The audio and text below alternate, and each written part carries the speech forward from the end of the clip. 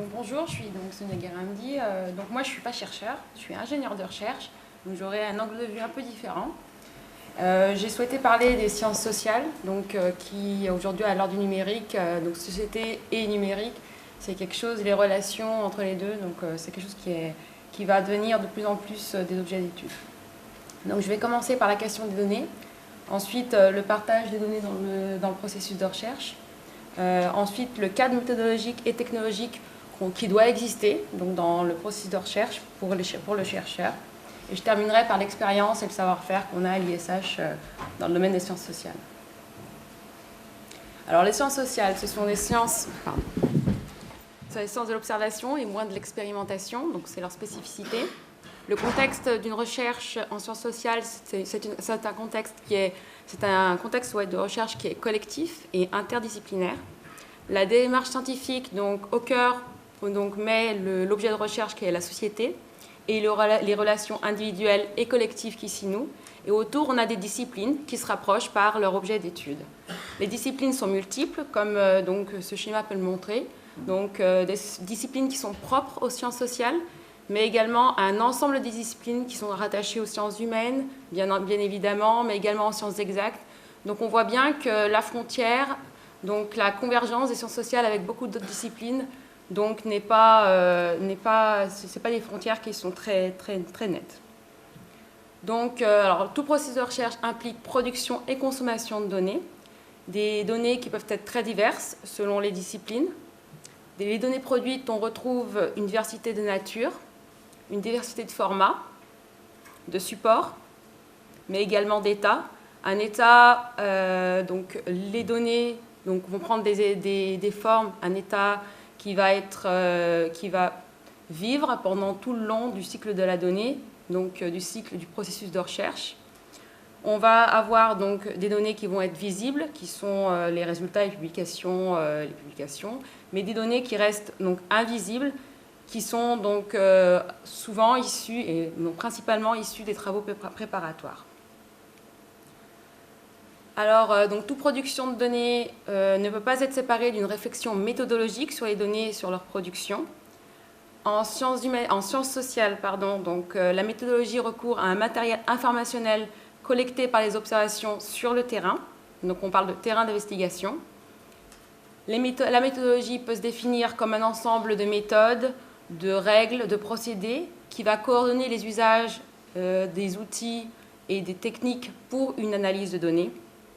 Et c'est cette méthodologie qui va permettre aux chercheurs de vérifier la qualité, la qualité de ses recherches et répondre à des objectifs. Donc, par la méthodologie, on voit qu'il y a la notion de qualité qui apparaît, qui est une notion qui est essentielle dans toute démarche, dans tout processus de recherche. Donc, elle répond donc, par la définition, donc, qui est notée ici, donc évaluation objective fondée sur des critères prédéfinis, liés eux-mêmes à un besoin ou à un objectif. Donc, on prend l'exemple d'une enquête qui est de bonne qualité, qu'est-ce que ça veut dire? Pas grand-chose. Donc, la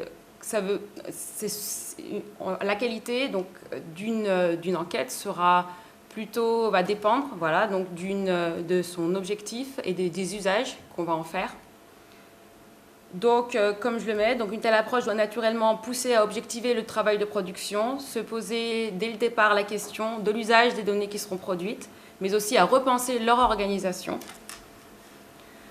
La notion de qualité apparaît, mais bien évidemment pour la mise à disposition des données, parce qu'en sciences humaines en sciences sociales, je me trompe à chaque fois, c'est bien les sciences sociales. Donc, on a donc des banques de données dans lesquelles on peut déposer les données. Et il y a donc des dimensions, donc la qualité est une notion qui est très importante, qui est même essentielle. On peut ici, donc c'est pas exhaustif, mais il y a 5 dimensions à cette notion de qualité qu'il faut prendre en compte. La pertinence, comment l'information répond aux besoins réels des utilisateurs. L'exactitude, donc la mesure dans laquelle l'information décrit correctement le phénomène qu'elle devrait évaluer. L'accessibilité, qui renvoie à la facilité à laquelle on peut obtenir donc, la donnée auprès du producteur, l'interprétabilité, qui se caractérise donc par la disponibilité d'informations supplémentaires qui sont nécessaires à son interprétation, et la cohérence. En sciences sociales, on a une TGIR, c'est la TGIR Progedo, qui propose ce cadre juridique et institutionnel pour cette mise à disposition des données. Progedo est un acteur central dans la politique nationale sur les données en sciences sociales. Il soutient donc, la TGIR Progedo soutient la réalisation de grandes enquêtes européennes, mais également la mise à disposition de des données françaises.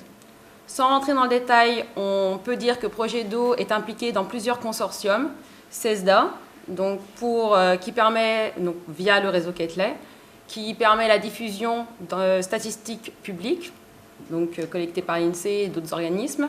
On a également donc, la mise à disposition des enquêtes académiques réalisées par des chercheurs. Cet accompagnement est fait par le réseau Ketley. On a également donc d'autres consortiums dans lesquels la TGIR Progedo est impliquée, ICPSR, donc base internationale dédiée aux sciences sociales et comportementales, et également d'autres grandes enquêtes européennes où là on a une remise à disposition également des données françaises, Cher, ESS, GGP. Alors tout partage implique une acceptation de l'éventualité de la réutilisation des données produites, c'est-à-dire une ouverture, une mise à disposition de ces données. Donc les pratiques personnelles quotidiennes qui sont propres à chaque chercheur sont loin d'une gestion réfléchie et scientifique des données à l'échelle d'une structure ou d'une communauté. Mais le chercheur, il a quelques motivations, les critères d'acceptation des projets, des articles, des communications. Donc on a des contraintes au niveau des diffuseurs, des éditeurs, des financeurs. Mais également, il doit être capable donc, de produire et de préserver ces données dans une norme et format accessible, documenté et réutilisable. C'est ce qu'on lui demande.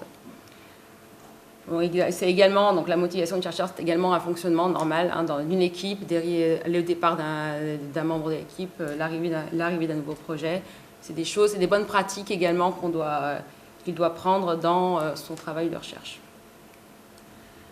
Alors, réutiliser, donc permettre à d'autres de réutiliser et de répliquer. Par qui? Donc il y a des questions. Par qui? Pourquoi? Donc par d'autres chercheurs, par la veille, par les outils du data mining, pour l'innovation. Donc là, il y a des questions, mais il y a également donc, des conditions donc, de réutilisation. Donc ça amène bien sûr des conditions. Donc la fiabilité, ça ramène à la fiabilité, à l'accessibilité, à l'interopérabilité des données. Quel code, quel codage, quel format.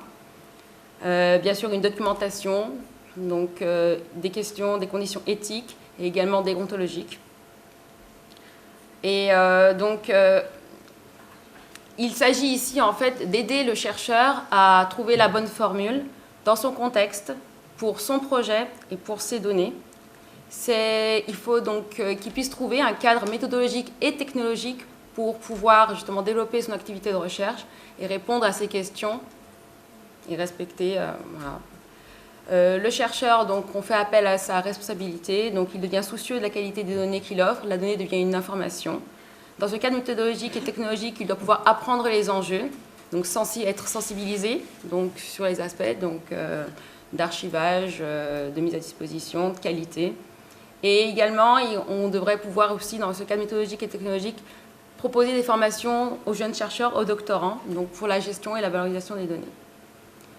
Mais ce cadre méthodologique et technologique serait également d'entourer le chercheur de compétences complémentaires pour l'aider, donc justement, à trouver cette bonne formule.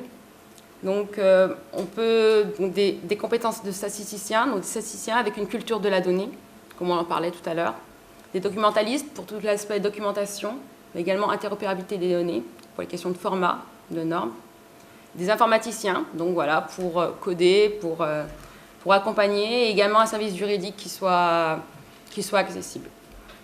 Donc cet accompagnement doit se faire tout au long du processus de recherche. Donc voilà, ce schéma montre bien le chercheur au centre, les activités, mais également le cycle de l'année, mais également toute cette sensibilisation, cette formation et cet accompagnement donc, que l'on offre aux chercheurs. Alors là, donc, je voulais vous parler également de l'Institut des sciences de l'homme, donc, où je travaille. C'est un institut qui est donc fédérateur de 21 laboratoires associés. Les laboratoires sont le lieu de production et d'élaboration des données de la recherche. Ce sont également des éléments structurants des projets de recherche. Ce sont un lieu d'innovation. Donc, au niveau pluridisciplinaire, à l'ISH, on a vraiment un grand panel de disciplines en sciences humaines et sociales. Et on voit très bien donc, toutes les disciplines se chevaucher au moment donc, de l'accompagnement des projets. L'ISH donc, se propose d'accompagner les projets donc, au plus près, donc, en tant que, pour faire émerger donc, de nouveaux projets, également favoriser des collaborations. Il bénéficie donc sur les secteurs de l'ABEX, Aslan, IMU, avec qui on collabore beaucoup. Et on va vers bien sûr, on fait cette sensibilisation et cette formation au niveau du personnel de laboratoire. Et le service d'accompagnement de la recherche donc, accompagne les équipes de recherche et des laboratoires dans la réalisation des projets interdisciplinaires sur l'ensemble du travail jusqu'à la valorisation. Il propose deux plateformes, Panel et Page. Panel pour les données statistiques, Page pour les données textuelles.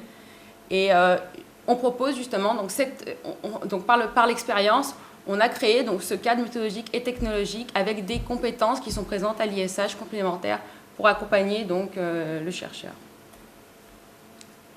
Je dirais donc 2 mots juste sur Panel, la plateforme Panel, qui est la plateforme pour la recherche en sciences sociales. Donc c'est une plateforme qui est destinée aux méthodologies et aux outils dédiés à l'observation, le traitement, l'analyse statistique. C'est également une plateforme qui est une plateforme universitaire de données de la plateforme Progedo, qui est membre également de l'ICPSR par le biais de Progedo, qui est la plus grande archive de données numériques au monde et en sciences sociales. Donc on propose donc, cette mise à disposition et cette facilité, on facilite l'accès aux données disponibles. Et également cette formation aux utilisateurs. À l'ISH, on a donc, un contexte qui est interdisciplinaire et qui est propice donc, à traiter de sujets novateurs liés à la société et au numérique. Je voulais terminer là-dessus, mais je pourrais, pour ouvrir la discussion, de nouvelles réflexions, de nouveaux questionnements.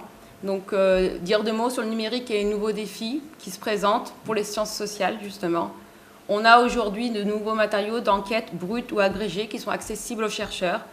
Donc, avec de nouveaux dispositifs numériques, les sites web, les forums de discussion, les plateformes interactives, les réseaux sociaux. On a plusieurs données produites par l'activité humaine ou des données du monde social, avec les traces numériques, les échanges textuels ou visuels, les contenus multimédia. On a également plusieurs données modélisées selon le standard RDF du web sémantique. L'INSEE propose donc des données également accessibles par exemple en RDF. Donc même les sciences sociales commencent à mettre à disposition sous ce format. On a également de nouveaux terrains d'investigation, donc les phénomènes sociaux, culturels, politiques, dont les sciences sociales devront s'emparer. Et donc on peut également voir Internet comme un objet de recherche complexe, hétérogène, en évolution et en relation permanente en fait avec les différentes sphères de la société. Donc le numérique peut être vu comme un instrument d'analyse,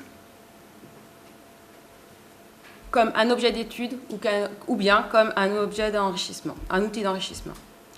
Donc voilà, donc je ne rentre pas plus dans le détail. S'il y a des questions, je suis disponible.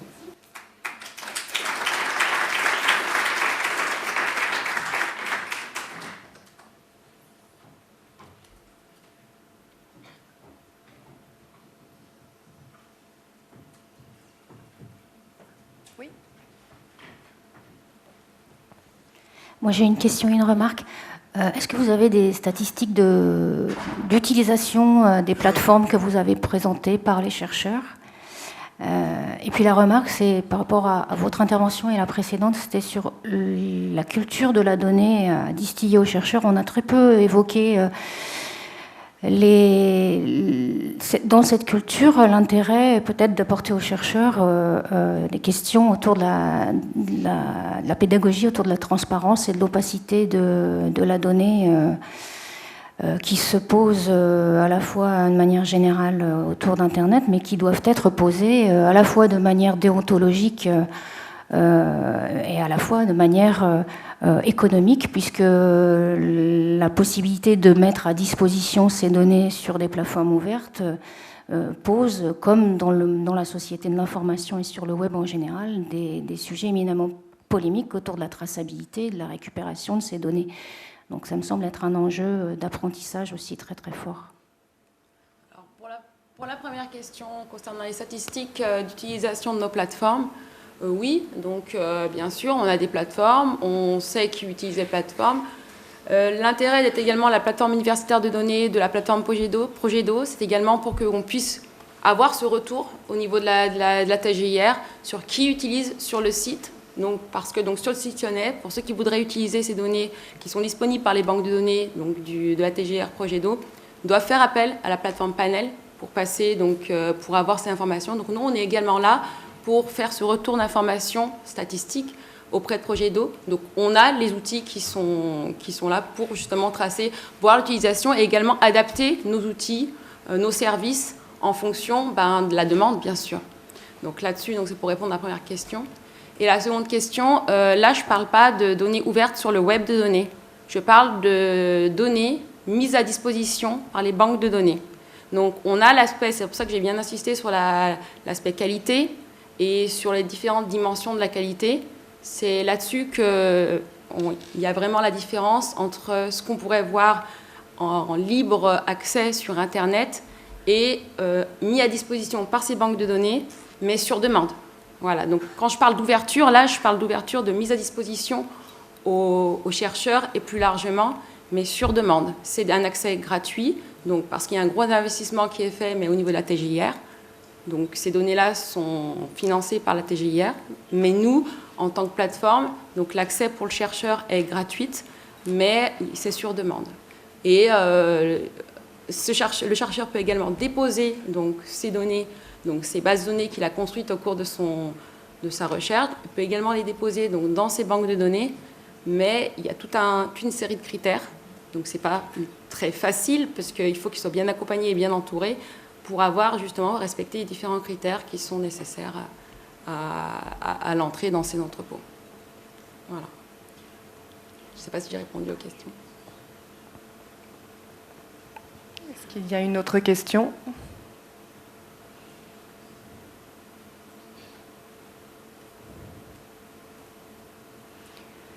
Alors, vous avez beaucoup développé en fait toutes les questions qui se posaient là pour mettre à disposition des données en sciences sociales.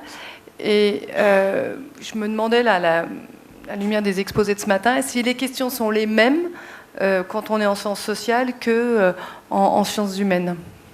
En sciences sociales, il y a cet aspect quantitatif. Donc on a déjà les questions sont au niveau donc au niveau sciences humaines, on va avoir l'aspect éthique plus qui va être là au niveau confidentialité, donc rapport entre on va dire l'enquêteur. Donc on va avoir cet aspect, ce volet humain. Au niveau des aspects quantitatifs, sciences sociales, il va être présent, mais les données qu'on va mettre à disposition, qu'on va mettre dans les banques de données, seront plus des données quantitatives. On aura à une échelle qui seront plus agrégées. Donc on aura moins cet aspect, cette anonymisation qui est nécessaire. Donc elle sera là, mais comme c'est des données qui sont agrégées, qui sont à une autre échelle, on a ces soucis de confidentialité qui sont moins présents, je dirais. Voilà. Peut-être une dernière question ? Oui, pardon, c'était plutôt une remarque un peu transversale, je ne sais pas si on peut, entre les différents exposés. C'est quelque chose qui m'est apparu en écoutant notamment les deux, le deuxième et le troisième, qui ont parlé de workflow. Et je trouvais, j'intègre dans le nombre d'exposés celui de Dominique Cotte, c'est pour ça que ça en fait 4. Oui, la notion de workflow, c'est une notion qui vient de l'entreprise. Et je crois que c'est peut-être caractéristique justement de ce que nous apporte le monde numérique par rapport à la recherche, et notamment à la recherche en sciences sociales, qui était une recherche qui relevait essentiellement d'une logique, j'allais dire, artisanale. Et j'ai l'impression que lorsqu'on commence à employer des mots comme workflow, c'est le signe, le symptôme même du passage à une logique qui devient une logique industrielle, industrialisante, industrialisée. En fait, ce qu'on nous demande, c'est de nous inscrire dans des processus qui sont des processus d'industrialisation de la recherche, je veux dire, avec des équipements qui sont des équipements lourds. On parle de très grandes infrastructures pour la recherche, et elles sont déclinées en différents types. On est dans une logique dans laquelle on nous demande de travailler de plus en plus collectivement, à travers des logiques qui sont des logiques d'intégration dans des labos, entre disciplines. On nous demande de plus en plus d'être dans une logique dans laquelle ce qu'on fait doit devenir transparent, et le fait que les données soient partagées et partageables, c'est bien la nécessité de tendre vers cette transparence qui fait que, en fait, on est un élément dans une chaîne, dans un processus. Et en fait, plus globalement, au-delà de ce constat-là, si on est dans une logique qui est une logique d'industrialisation, on est dans une logique véritablement politique et économique, d'intégration, de réintégration des sciences sociales dans une perspective qui est tout à fait à l'opposé de ce qui était aussi l'un de leurs fondements, c'est-à-dire être des outils critiques par rapport, et donc profondément politiques, par rapport au mode de fonctionnement de la société. Donc il y a peut-être là des choses aussi sur lesquelles il faut réfléchir, me semble-t-il.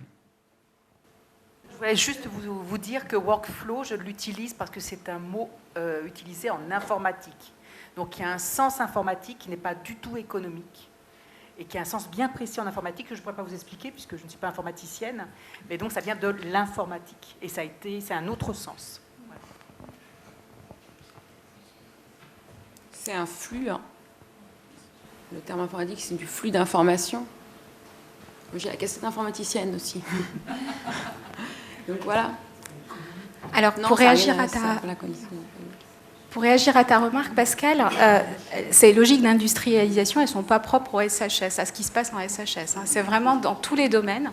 Et je te rejoins complètement dans le sens où tous les éléments caractéristiques d'une filière industrielle sont aujourd'hui là, autour des données. Ce qui manque, c'est une officialisation de la donnée, de la recherche, comme une filière à part entière. Et ce qui est en train de se faire, ce qu'on a pu identifier, les points que tu as pointés, les aspects que tu as pointés, montrent surtout que le chercheur est devenu un ouvrier à col blanc qui travaille en permanence, produit en permanence, produit tout le temps, même quand il ne fait rien, il produit, notamment de la donnée, et que ça rejoint un workflow, justement, qui, effectivement, va alimenter une économie autour de ces questions-là.